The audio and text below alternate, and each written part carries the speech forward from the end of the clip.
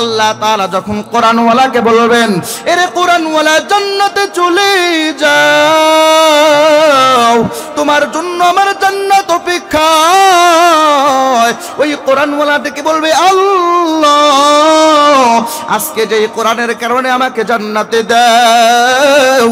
ও মালিক, এই কোরআন শিক্ষার পিছনে যাদের অক্লান্ত পরিশ্রম, আল্লাহ যাদের খরচে আমি কোরআন পড়লাম, হাসরের ময়দানে তাকায় দেখি আমার সেই মা আসামির কাঠগড়ায় দাঁড়ানো, আমার বাবা আসামির কাঠগড়ায় দাঁড়ানো।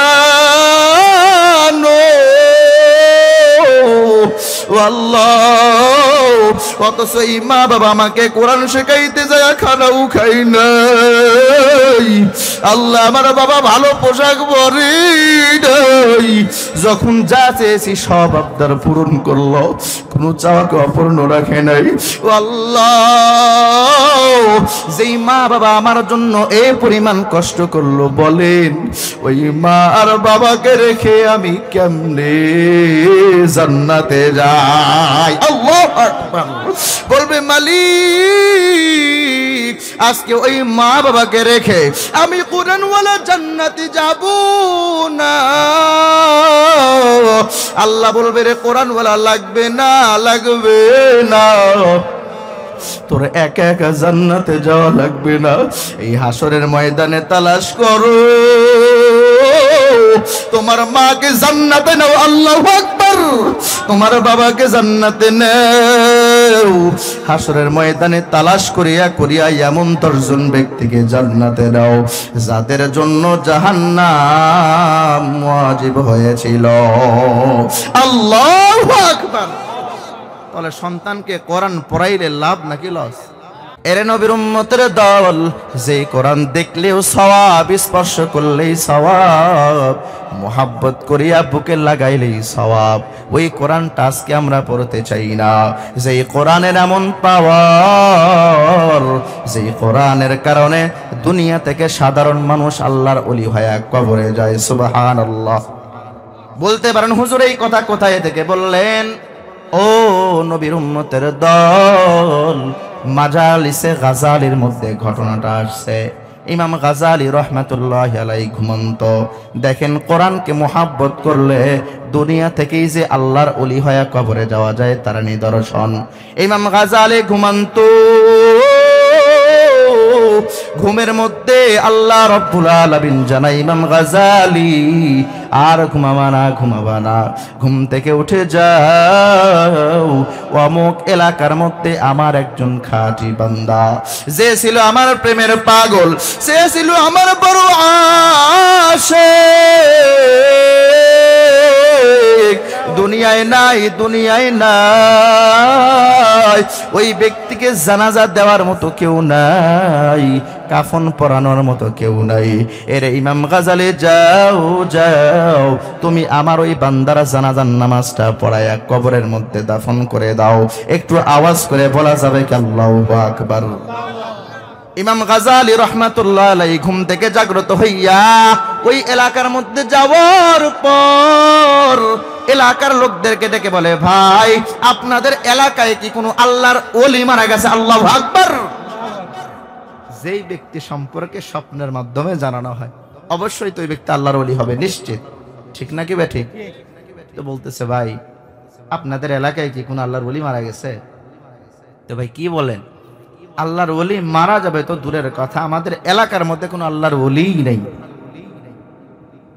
মারা যাবে কোথায় থেকে? একটু সামনে চলে গেছে, গ্রামের মধ্যে ঢুকে গেছে। যাওয়ার পরে বলতেছে, ভাই আপনাদের গ্রামে কি কোনো আল্লাহর ওলি মারা গেছে? কয়, হুজুর আমাদের গ্রামে তো কোনো আল্লাহর ওলি নাই, তবে সাধারণ একজন কাঠুরিয়া মারা গেছে। সুবহানাল্লাহ পড়েন। আল্লাহর ওলি মারা যায় নাই, কে মারা গেছে? কাঠুরিয়া মারা গেছে। এরে নবীর উম্মতের দল,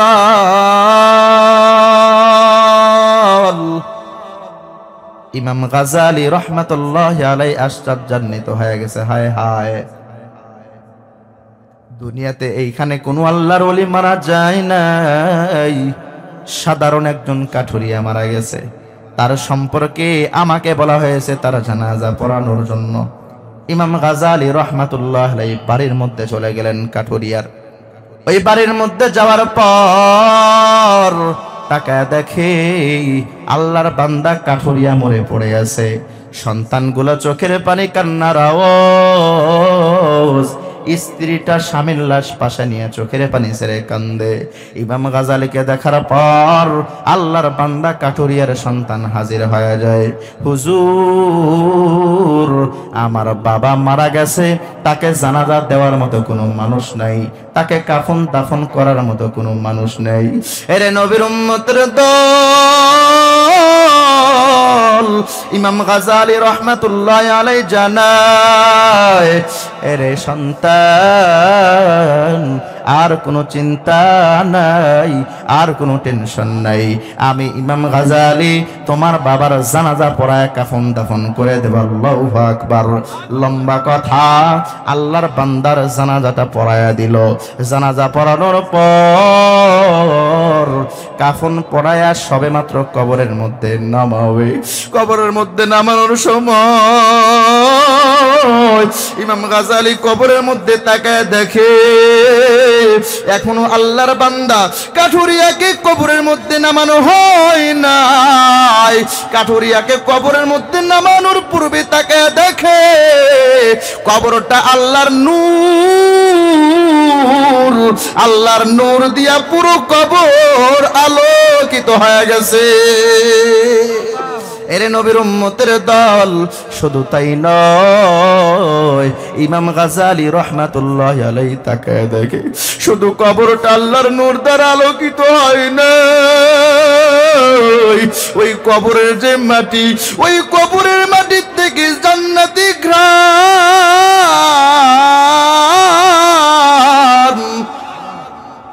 কবরের মাটির থেকে জান্নাতের এমন ঘ্রাণ। ও নবীর উম্মতের দল, ইমাম গাজালি রহমাতুল্লাহ আলাইহি পাগল পারা হয়ে যায়। কি আমল করলো দাফন করার পূর্বে কবর থেকে জান্নাতি ঘ্রাণ। ও নবীর উম্মত, দাফন যখন শেষ হয়ে যায়, চলে গেল ইমাম গাজালি কাঠুরিয়ার সন্তানের কাছে। এর সন্তান, আমারে বলো তোমার বাবার মধ্যে কি এমন স্পেশাল আমল ছিল? আল্লাহু আকবার। এর সন্তান, আমারে বলো তোমার বাবার মধ্যে কি এমন ছিল স্পেশাল আমল? এবার ওই সন্তান ডেকে বলে, হুজুর, আমার বাবার মধ্যে তেমন কোন স্পেশাল আমল ছিল না, আমি আমার বাবার স্পেশাল আমল সম্পর্কে জানি না। ইমাম গাজালি চলে গেলেন আল্লাহর বান্দা কাঠুরিয়ার স্ত্রীর কাছে, মাঝখানে পর্দা লাগানো। এরে আল্লাহর বান্দি জবাব দেও, তোমার স্বামীর মধ্যে কি এমন স্পেশাল আমল ছিল? কারণ যদি স্পেশাল আমল না থাকে, তার সম্পর্কে আল্লাহ আমাকে জানাজা পড়ানোর জন্য হুকুম দেবে না, তার কবর থেকে আমি জান্নাতের ঘ্রাণ পাবো না। এরে আল্লাহর বান্দি বলো, তোমার স্বামীর মধ্যে কি আমল ছিল? আল্লাহু আকবার। কারণ একজন মানুষ সম্পর্কে সবচেয়ে ভালো বলতে পারে তার স্ত্রী। হ্যাঁ, আমি কেমন হুজুর এখানে বয়ান করতেছি, খুব ভালো। হ্যাঁ, আমার সম্পর্কে আমার ঘরের বিবি থাকলে বলতে পারতো কেমন, এখনো নাই, এজন্য বললাম থাকলে বলতে পারতো। আপনি কেমন এটা কেউ বলতে না পারলে আপনার ঘরের বিবি বলবে যে আমার স্বামী কেমন ছিল। ঠিক নাকি বে? ঠিক বললো। ইমাম গাজালি রহমাতুল্লাহ আলাইহি ডেকে বলে, আল্লাহর বান্দি বলো তোমার স্বামীর মধ্যে কি স্পেশাল আমল ছিল? আল্লাহর বান্দি চোখের পানি ছেড়ে বলে, হুজুর, আমার স্বামীর মধ্যে তেমন কোন স্পেশাল আমল ছিল না, তবে একটা আমলের কথা আমি আপনাকে আজকে বলতে পারি। কি আমল বলো? বলে আমরা ছিল বলো গরিব, আমার এই সন্তানগুলো ছিল বড় ছোট ছোট, এমন গরিব ছিলাম সন্তানের মুখে খানা উঠায় দেওয়ার মতো খানা আমাদের ঘরে ছিল না। এরে নবীর উম্মতের দল, ইমাম গাজালিকে আল্লাহর বান্দি ডেকে বলে, হুজুর একদিন সন্ধ্যাবেলায় আমার স্বামী আমার সামনে হাজির হয়ে যায়, ডেকে বলে, বিবি বলো না বাজারের মধ্যে কি কি লাগবে বলো। স্ত্রী বলে, আমি সব কিছু লিস্ট করে দিলাম। আমার স্বামী কাঠুরিয়া বাজারের মধ্যে চলে গেল। আমি পথের দিকে তাকাই বসে আছি, কখন আমার স্বামী আসবে, তখন আমি খানা পাকাবো, আমার সন্তানদের মুখের মধ্যে খানা উঠাইয়া দিব। এরে নবীর উম্মতের দল, ইমাম গাজালি রহমাতুল্লাহি আলাইহির কাছে বর্ণনা দেয়, হুজুর অনেক সময় পার হয়ে যায়, দীর্ঘক্ষণ পরে আমি তাকায়া দেখলাম আমার স্বামী আমার বাড়ির দিকে চলে এসেছে। তবে হুজুর আমি তাকায়া দেখলাম, ওই দূরে তাকায়া দেখি আমার স্বামীর হাতের মধ্যে বাজারের ব্যাগ নাই। হুজুর আমি বলো চিন্তায় পড়ে যাই, আমার স্বামী তো বাজার থেকে বাজার নিয়ে আসে নাই, এখন আমি আমার সন্তানদের মুখের মধ্যে কি উঠায় দেব? ও নবীর উম্মতের দল, আল্লাহর বান্দা কাঠুরিয়া যখন তার স্ত্রীর সামনে দাঁড়ায় গেল, ওই বান্দি ডেকে বলে, হুজুর আমি তাকায় দেখি আমার স্বামীর হাতে বাজারের ব্যাগ নাই, তবে বুকের মধ্যে কি যেন কাপড় দিয়ে জড়ানো। ও নবীর উম্মতের দল, কাঠুরিয়ার স্ত্রী ডেকে বলে, আমি আমার স্বামীকে বললাম, স্বামী বাজার থেকে কেন বাজার নিয়ে আসলেন না, বাজার কোথায়? সন্তানের মুখে কি দিব, খাবার নাই, আপনিও সারাদিন পরিশ্রম করেছেন, কি খাবেন বলেন? এরে নবীর উম্মতের দল, কাঠুরিয়া এবারে চোখের পানি ছেড়ে বলে, রে বিবি আজকে যখন আমি বাজারের মধ্যে গেলাম, বাজারে করার নিয়তে বাজারে যাওয়ার পর ওই বাজারের এক পার্শ্ব থেকে আওয়াজ, কে জানো ডেকে বলে, আয় কে আসো, আয় আমার কাছে আল্লাহর কালাম, আমার কাছে এমন কিতাব পাওয়া যায় যেই কিতাব যদি কোনো বান্দা পড়তে নাও পারে, শুধুমাত্র মুহাব্বত নিয়ে তাকাইলে সওয়াব। আমার কাছে এমন কিতাব যার মধ্যে আল্লাহর কথা। কাঠুরিয়া ডেকে বলে, রে বিবি ওই কথা শোনার পরে আমি পাগল পারা হয়ে গেলাম। কেমন দেখা যায় আল্লাহর কালাম, কোনোদিন তো দেখতেও পারি নাই, আমি তো পড়তেও পারি না, তবে এই ব্যক্তির কথা শুনে পাগল হয়ে গেছি। আজকে আমি ঘরের মধ্যে কোনো বাজার নিয়ে আসি নাই। এরে বিবি তাকায় দেখো, আজকে বাজারের টাকা দিয়া মাওলার কালাম কিনিয়া তোমার সামনে হাজির হয়েছি। এরে নবীর উম্মতের দল, কাঠুরিয়ার স্ত্রী ডেকে বলে, হুজুর এই যে আমার স্বামী ঘরের মধ্যে কোরআন নিয়ে আসলো, এই কোরআন নিয়ে আসার পর আমার স্বামী কিন্তু কোরআন পড়তে জানতো না, কিন্তু যখনই কিনা রাত্রি গভীর হয়ে যাইত, যেই সময় দুনিয়ার সমস্ত মানুষগুলো ঘুমায়, আমার স্বামী ওই গভীর রজনীতে উঠিয়া মাওলার কালামটা খুলিয়া পড়তে পারে নাই, শুধুমাত্র হাতের আঙ্গুল লাগায়া বলেছে, হাদা কালামু রব্বি, হাদা কালামু রব্বি, হাদা কালামু রব্বি, এটা আমার আল্লাহর কালাম, এটা আমার আল্লাহর কালাম।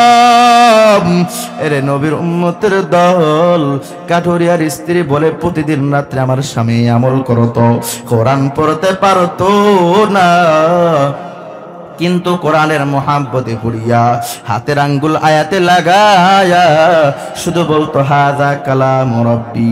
এই কথা শোনার পরে ইমাম গাজালি ওই কাঠুরিয়ার সন্তানকে ডেকে বলে, সন্তান, এরে কাঠুরিয়ার বিবি কান্না বন্ধ করো, তোমাদের কান্না করার দরকার নাই। কারণ কেন কান্না করবা, কেন কান্না করবা?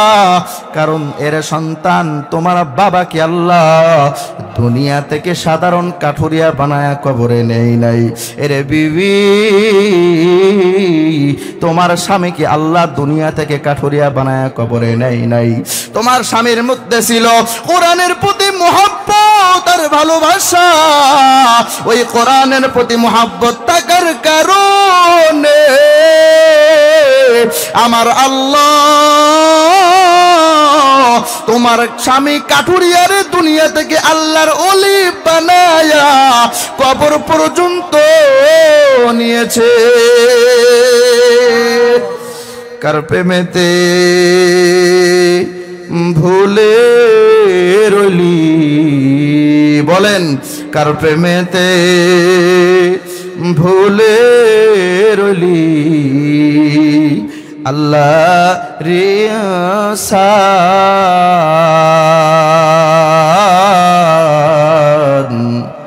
না মানলে কোরআন রে তুই, না মানলি ফরমান, না মানলি কোরআন রে তুই, না মানলি ফরমান। নাম নিশানা নাহি ছিল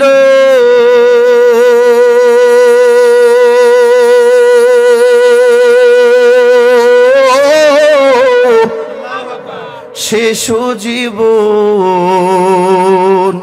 কেবা দিল, নাম নিশানা নাহি ছিল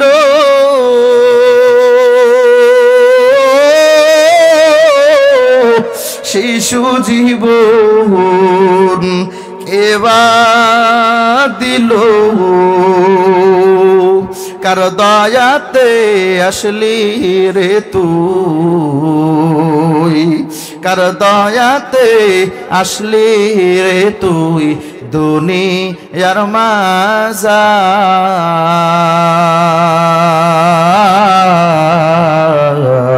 বলেন না মানলে কোরআন রে তুই, না মানলি ফরমান। আল্লাহু আকবার। কষ্ট হয় আপনাদের? হ্যাঁ, আমার কিন্তু কষ্ট হচ্ছে। এটা কেন বললাম? মাইকের যে কন্ডিশন, আওয়াজ একটু টানে না।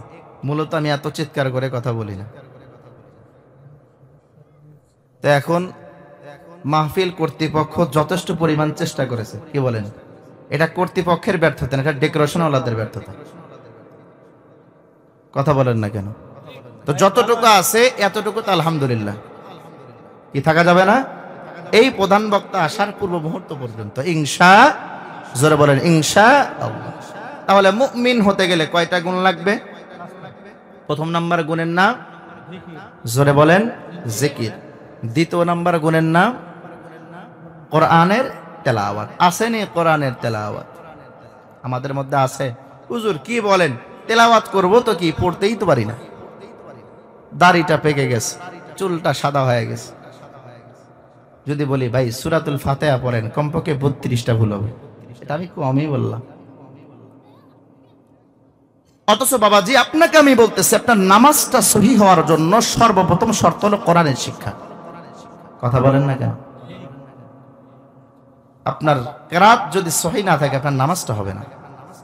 এই জন্য অন্তত পক্ষে আর কিছু না হোক, যে কয়েকটা সূরা নামাজের মধ্যে পড়তে হয় এগুলো তো সহিহ করা দরকার। ঠিক নাকি বা ঠিক বললাম? অথচ আপনি কোরআন শিখতেছেন না। অনেকে ওজর দেখায়, হুজুর মুরব্বী হয়ে গেছে, চুল দাড়ি পেকে গেছে, আমার তো মুখেই আসে না, কি শিখবো? বলে কি বলে না? বাপজি আমি আপনাকে বলতেছি, আপনার জবানে আসতেছে না, এটা কোনো ব্যাপার না। আপনি শেখার জন্য মসজিদের ইমামের কাছে 10টা মিনিট সময় দেন। মাদ্রাসার হুজুরের শেখা অবস্থায় যদি আপনি মারা যান, কোরআন পড়তে না পারলেও আল্লাহ তাআলা এই কোরআন শেখার কারণে দুনিয়া থেকে তালবে ইলমের খাতায় আপনার নামটা লেখায়া কবরে নিয়ে যাবে। আরো জোরে বলেন সুবহানাল্লাহ। কি শেখা যাবে তো ইনশাআল্লাহ, আল্লাহ তাআলা কবুল করুন। আর একটা সমস্যা, নিজেও পড়ি না, সন্তানদেরকেও শিখাইতে চাই না, কোরআন শিখাইতে চাই না। কেন? বলে হুজুর মাদ্রাসায় পড়লে সরকারি কোনো সনদ নেই, 15-16 বছর লেখাপড়া করলাম, সরকারি কোনো সনদ পাই নেই। বলে হুজুর সরকারি সনদ নাই, আমার সন্তান কি করে খাবে ভবিষ্যতে? ও মুসলমান, আপনাকে আমি বলি, আপনার সন্তানকে কোরআনের শিক্ষায় শিক্ষিত করুন। দুনিয়াতে আল্লাহ তাআলা, আখিরাতে আল্লাহ তাআলা আপনার সন্তানকে এমন সম্মানিত করবেন, দুনিয়ার এমপি আর মন্ত্রীকেও এমন সম্মান আল্লাহ দান করেন নাই। সুবহানাল্লাহ। ও নবীর উম্মতের দল, কেন এই কথা বললাম? সন্তানটাকে কোরআন শিখাইলে কি পরিমাণ লাভ হবে। মায়ের নবী রাহমাতাল লিল আলামিন বলেন, মান ক্বরাআল কুরআন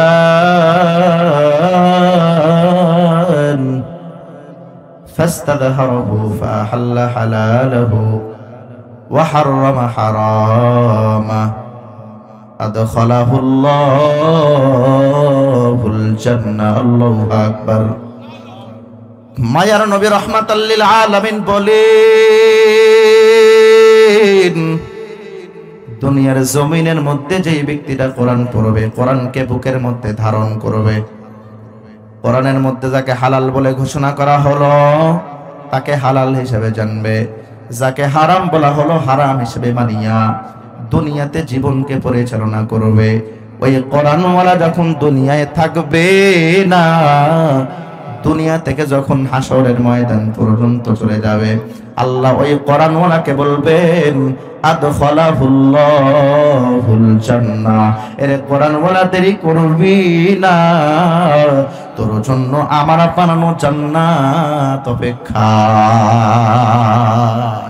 বানায়া বললাম মনে হয়। মান ক্বরাআল কুরআন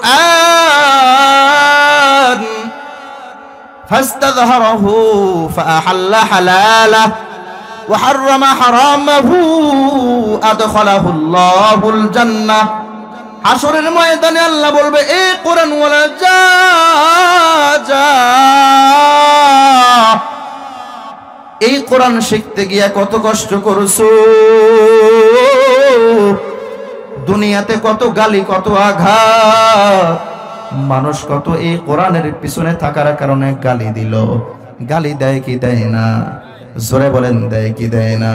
এরে নবীর উম্মতের দল, আল্লাহ বলবে, এরে হাফেজে কোরআন, কোরআন শিখতে গিয়ে কত কষ্ট করছো। যেই সময় তোমার বাড়ির মধ্যে থাকার কথা ছিল, এ হাফেজ তুমি ওই সময় বাড়িতে থাকো নাই, ওই সময় নিজের মা আর বাবাকে রাখিয়া এই মাদ্রাসার মধ্যে থেকেছো, যেখানে তোমার মা ছিল না, বাবা ছিল না, বোর্ডিং এর খানার হালাত ভালো ছিল না, সামান্য পরিমাণ খাবার যখন তোমার সামনে দেওয়া হয়েছে, অনেক সময় খাইতে মনে চাই না, তুমি চোখের পানি ছেড়ে আমার কাছে বলেছিলে, আল্লাহ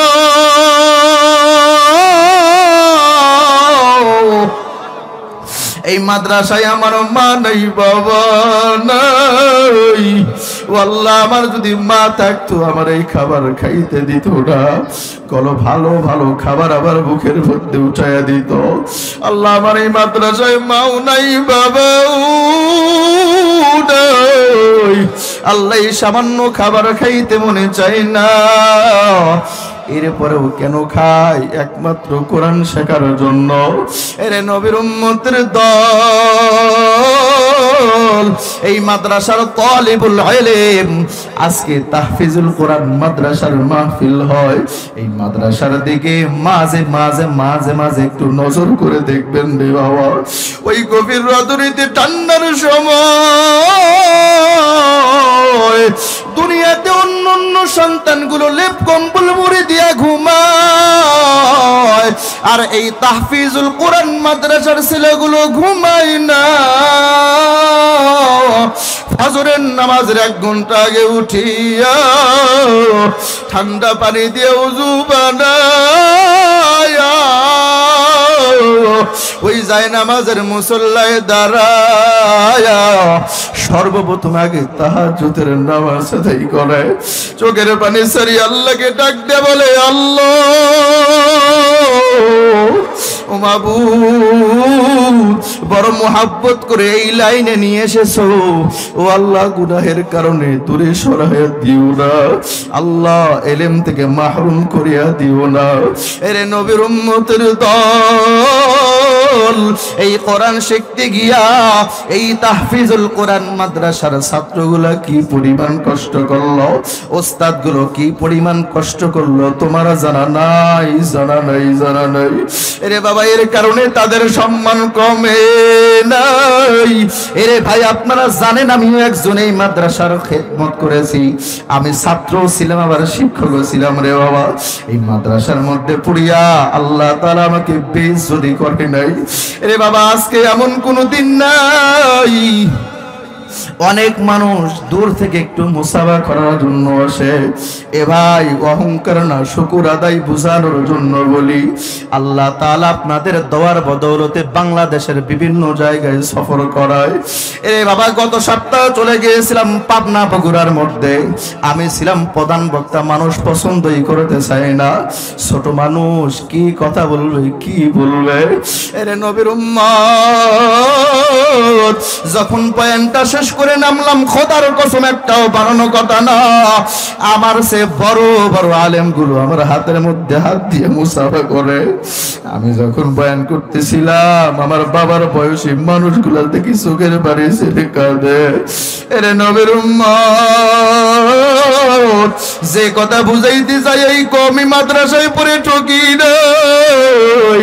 এখন আমার দিল বলে এই কওমি মাদ্রাসায় পড়ার কারণে আমার আল্লাহ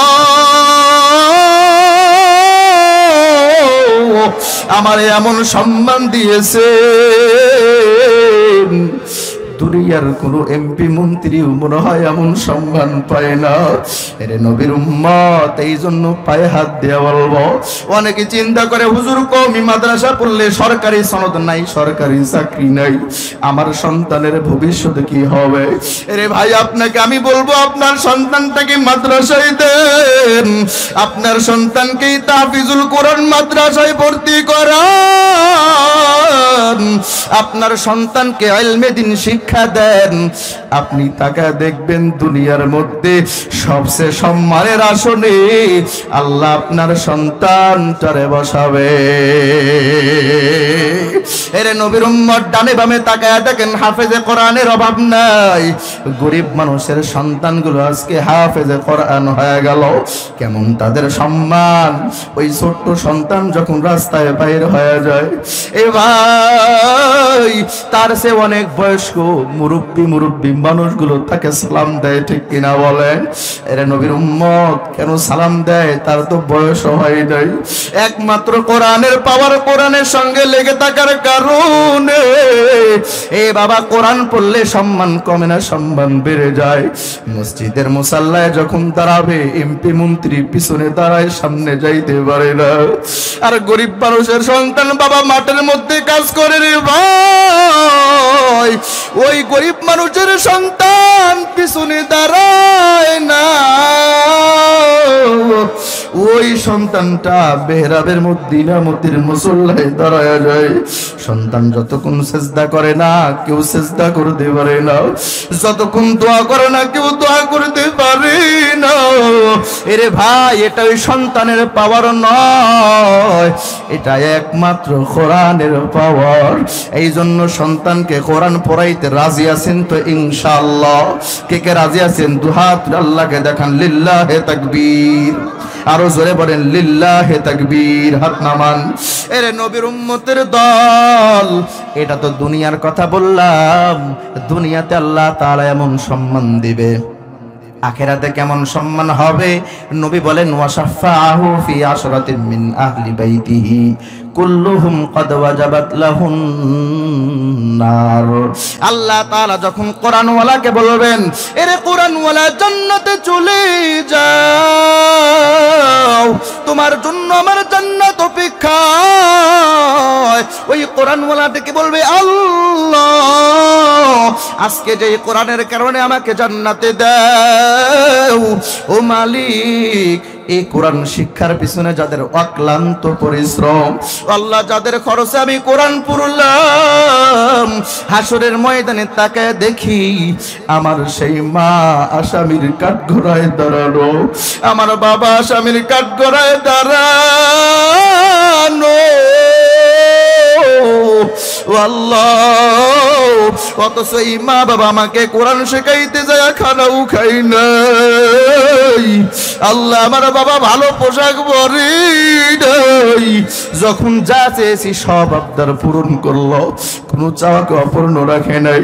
ও আল্লাহ, যেই মা বাবা আমার জন্য এই পরিমাণ কষ্ট করলো, বলেন ওই মা আর বাবাকে রেখে আমি কেমনে জান্নাতে যাই? আল্লাহু আকবার।